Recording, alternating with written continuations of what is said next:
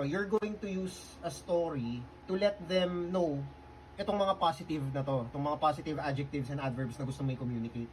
Instead of saying na ang ganda-ganda ng product ko, ang ganda-ganda ng company namin, syempre hindi sila maniniwala sa'yo kasi ang iniisip nila, sila lang yung nagsasabi niyan. Instead, you can tell stories about ano yung performance ng product mo, ano yung performance ng company nyo, ano yung ginagawa nyo for your clients. So, you can share a story about bihira lang naman mangyari yung mga defective products. Pero if ever na may defective product, dalhin mo lang. So, very rare. Ang dami ko nang naging customers. Pero once or twice, may nag-uwi ng defective na product.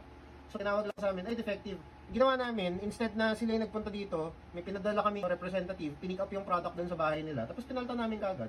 Happy naman sila. And parang kinikwento pa nga sa amin, buti dito kami bumili kasi kung sa ibang company yan, katakot-takot na away pa sa customer service yung mangyayari bago kami ma-refund or ma-exchange ng product. So, gets mo? Instead of saying na okay yung process namin, ikwento mo through the eyes ng customer, right? Ganun yung you're going to use a story to let them know itong mga positive na to, itong mga positive adjectives and adverbs na gusto mo i-communicate. So, nakaka-tempt sabihin na, ay, mabuti ako, I'm a good person to hire, I'm a good person. Pero if you do that, oo, katakot-takot na explanation tsaka debate yung mangyayari. And in the end, magiging defensive sila sa'yo. Kasi ang mindset is, sinasabi mo lang yan para bumili ako, or sinasabi mo lang yan para i-hire kita, diba? So, pero if you use story, mas less likely nila maiisip yun. Mas storytelling talaga.